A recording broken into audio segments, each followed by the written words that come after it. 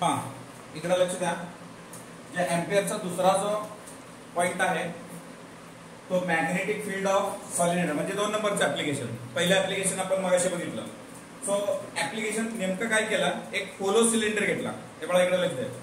एक polo cylinder घेतला, जे मगाशी लॉंग स्ट्रेट कंडक्टर घेतलं होतं त्याच कंडक्टरला आपण ह्या होलो सिलेंडरवर असं वाउंड करू म्हणजे गुंडाळूया.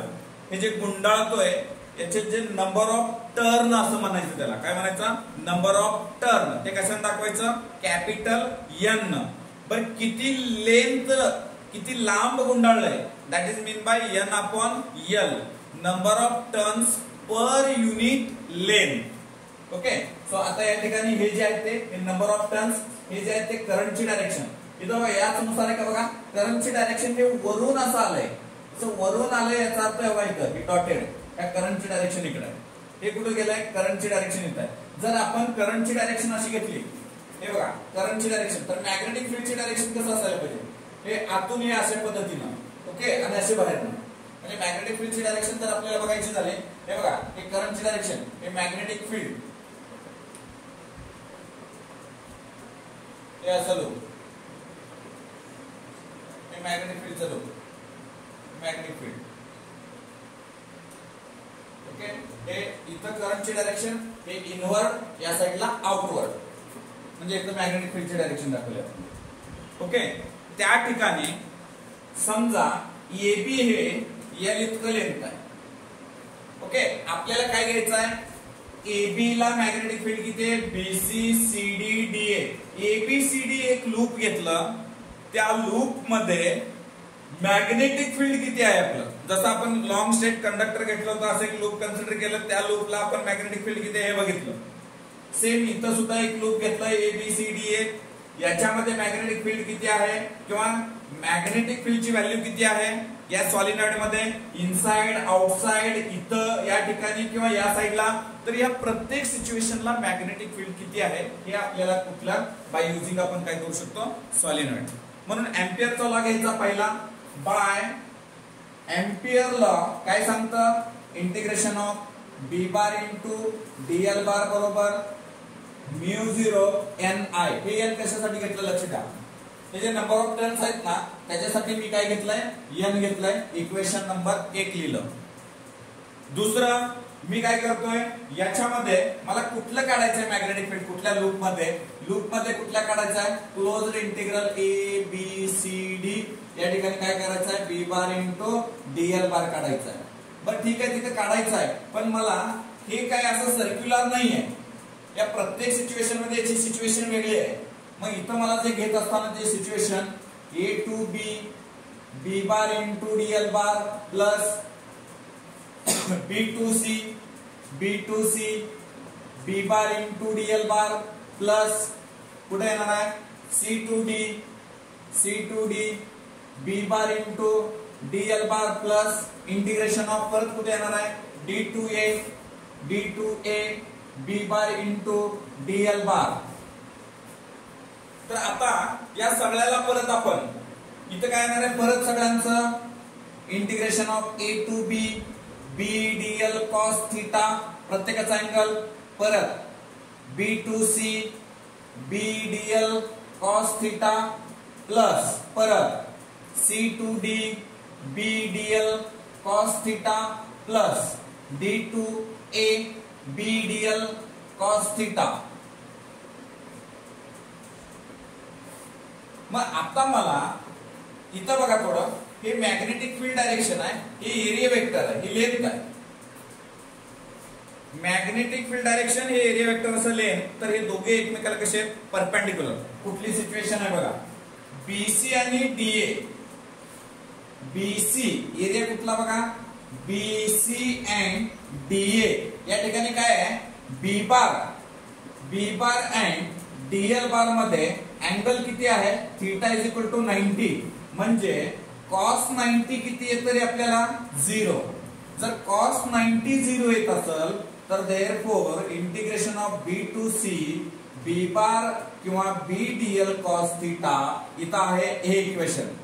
दुसरं जे आहे ते D to A मधलं आहे. D to A मध्ये B DL कॉस थिटा या दोघांची व्हॅल्यू कशी ती 0 का इथं cos 90 ठेवा cos 90 ठेवा हे 0 होईल हे 0 होईल म्हणजे व्हॅल्यू काय आली 0 आली. दुसरी एक सिच्युएशन आहे या ठिकाणी. कोणती दुसरी सिच्युएशन आहे या ठिकाणी कुठली इथं बघा हे जे CD आहे हे आउटसाइड आहे. CD जे आहे कुठला integration of C to D B dl cos theta is an 0 because of outside of solenoid. कुठे येतं हे आउटसाइड ऑफ सॉलिनॉइड म्हणजे काय बाहेरच्या साइडला आहे that is also called as N far away from solenoid. सॉलिनॉइडच्या फार अवे म्हणजे लांब आहे. That's why that value is N 0. म्हणून मग आपल्याला हे इक्वेशन मी परत लिहितो. काय लिहितो बघा b बार इंटू dl बार कुठं लूप मध्ये ABCD मध्ये मला काय फक्त राहिलं A to B कोणतं राहिलं B dl cos थीटा हे राहिलं. पुढं 0 0 0 हे तिघांची व्हॅल्यू मला काय मिळाली 0 मिळाली. मग मी काय करणार परत इथं B ची व्हॅल्यू कॉन्स्टंट आहे पण त्याच्या आधी मला इथं बघावं लागेल हे आहे B बार हे आहे dl बार म्हणजे काय हे B हे dl दोघे एकमेकाला कसे आहेत पॅरलल म्हणजे याच्यामधला अँगल किती आहे थीटा बरोबर 0 म्हणजे cos 0 किती आहे 1. मग ही व्हॅल्यू मला इथं अप्लाय करावी लागेल. Integration of A to B dl इतकं आलं. cos थीटाची व्हॅल्यू आली 1. मग B कॉन्स्टंट कॉमन काढतो इथं कॉमन काढतो तर therefore A to B dl माझ्याकडे व्हॅल्यू किती आहे बघा A to B ची व्हॅल्यू किती आहे लेंथ AB मधली लेंथ किती आपल्याकडे L इतकी लेंथ आहे AB मधली.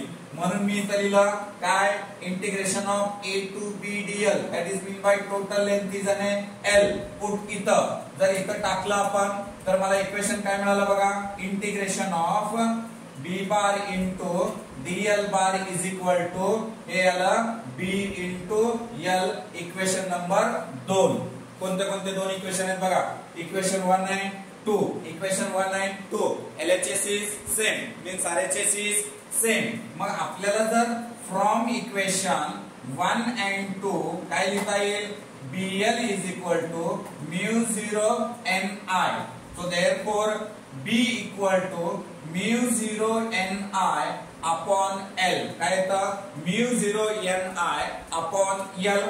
हे थेरी साठी आणि CET साठी हा फॉर्म्युला खूप महत्वाचा आहे.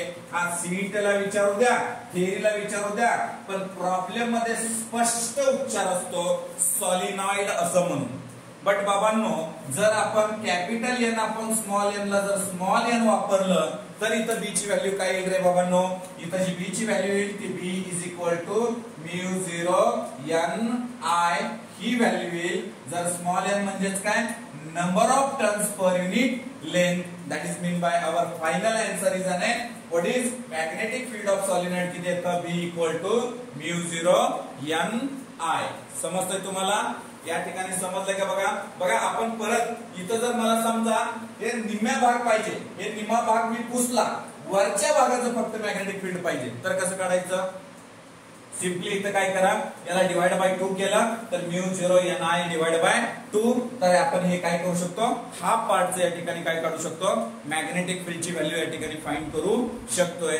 एवढं तुम्हाला इथं समजलंय का बघा हे झालं कुठलं सॉलिनॉइडचं इक्वेशन. ओके